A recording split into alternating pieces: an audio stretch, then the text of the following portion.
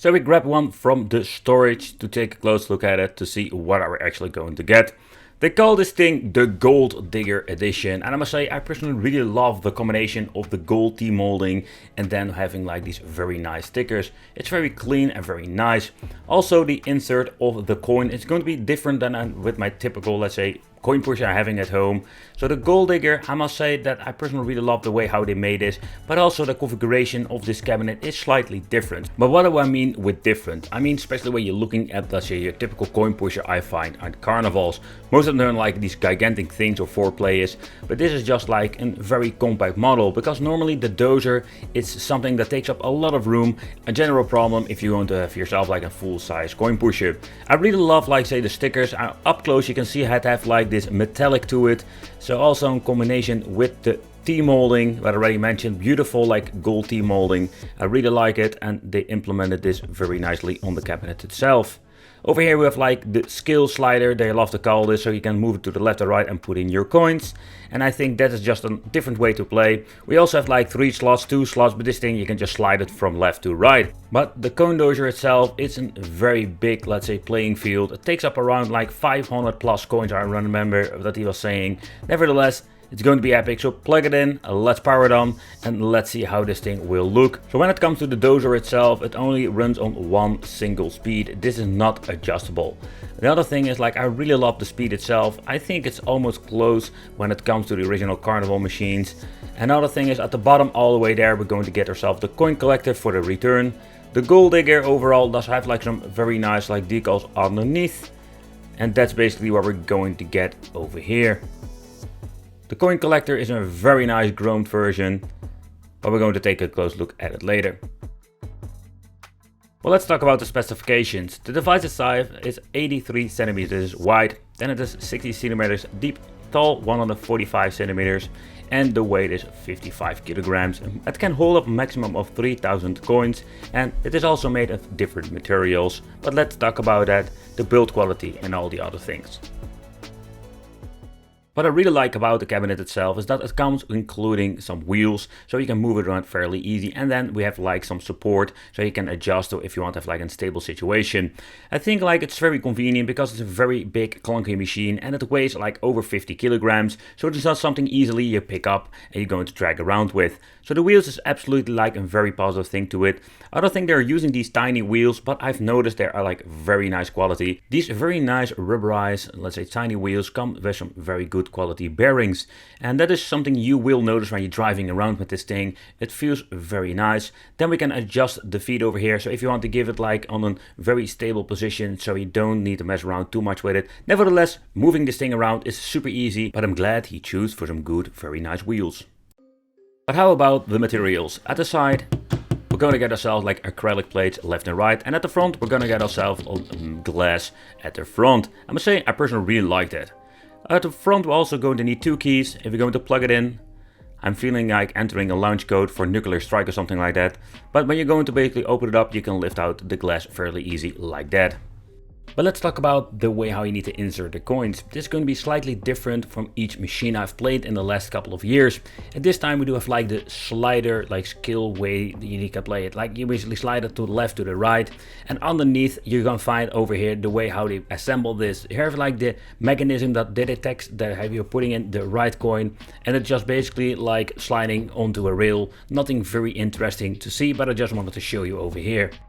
Alright, so let's talk about the mechanism they are using inside the coin pusher. So with some machines you can just put in every single coin, but with this machine we do have like a special like mechanism that detects if you're going to use the right coin for the machine. So basically you can set it to, I think, every single coin. You just need to place a more like a demo coin in here, and if you're going to do that it will recognize which coin you can put in. Okay guys, but let's do a quick gameplay, just see how it actually works.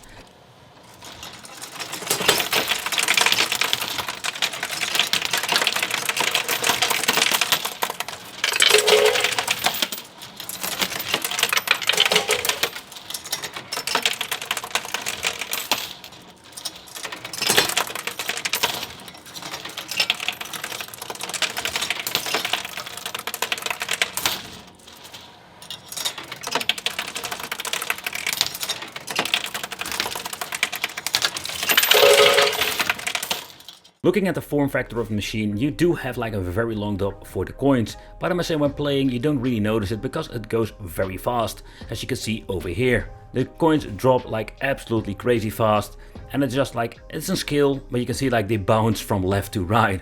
It's absolutely nuts. There is a valve underneath that basically like holds in the coins, so if the machine is in idle, the coins will drop sometimes out of the machine and will be for basically the house, as you can see over here. They will basically push it in the machine. So but when you're going to start playing again, it will just open up. That's basically the way how it should be when an original coin pusher.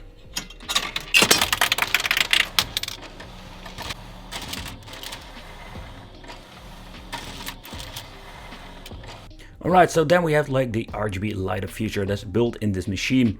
So at the left and the side you can see like we can adjust it with the remote that comes with the machine. You have like RGB and you have like all kinds of different colors you can set it to. Just an awesome feature. Combined with a white light you don't really notice it, so maybe if you disable the white light maybe you have like some other like cool features. But again, like the white light gives like a better like clear view of the machine when you're playing. So the combination is cool, but I think one of the kind of lights you need to basically like shut it off. At the back we will find the receiver and of course the voltage for the LEDs and everything that comes with it. Nevertheless, you can open it up at the back over here. You can just remove the piece of wood, fairly easy. Then we have like the tilt sensor, that is of course very important. That gives more like the arcade feeling to it. Of course something that is not a must have, but I think it's a pretty damn cool thing to do. And when you nudge it, you can see the machine stops playing. Underneath we can remove door number 2. Here we have like a subwoofer. I think it's pretty damn cool. We have like basically quite a good audio inside the machine itself. I think it's an extra value to this. And for the motor I was interested just to see how many rounds per minute, and this is an 1800 rounds per minute motor they're using inside the machine. And when playing you can see like it does have like a very nice speed to it. So nevertheless I think it's a quite like a different way to play when I'm looking at some bar tops I'm having here when it comes to coin pushing. So inside the machine we do have like an audio system. It doesn't look like that much, but we're going to plug in an USB stick because that is the way you can basically listen to your music. I think it's pretty damn cool to have your own background music in the machine itself. Oh boy, this thing goes absolutely crazy loud.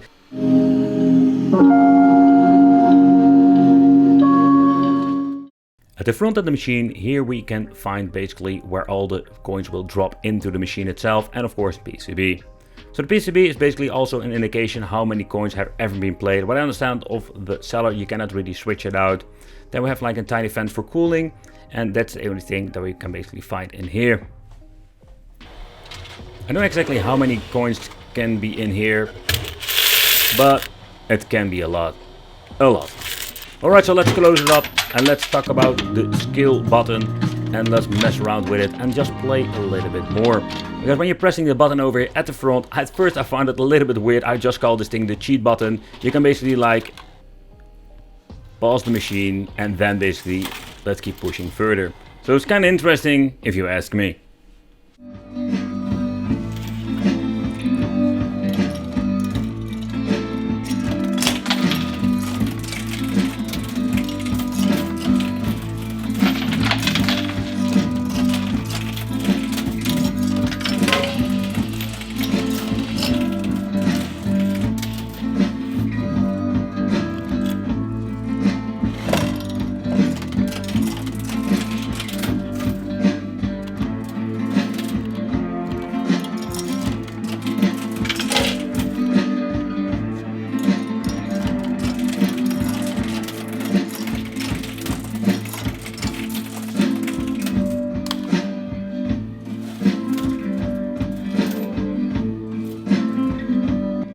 So when it comes to coin pushing machines, the Gold Digger is one of those ways you can play.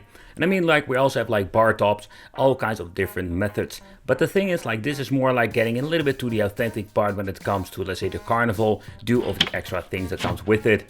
The cabinet is fully made out of wood and of course some other things like acrylic and glass.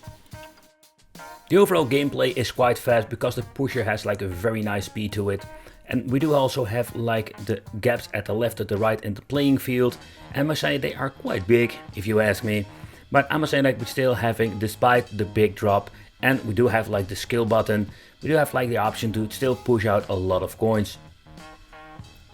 I will leave a link in the description where you can find the machine. It's not maybe the cheapest solution, but I think for me personally over here, there are not like a lot of many options out there. But I thank you for watching, consider subscribing, hit the little bell, and it would be great to see you in the next video.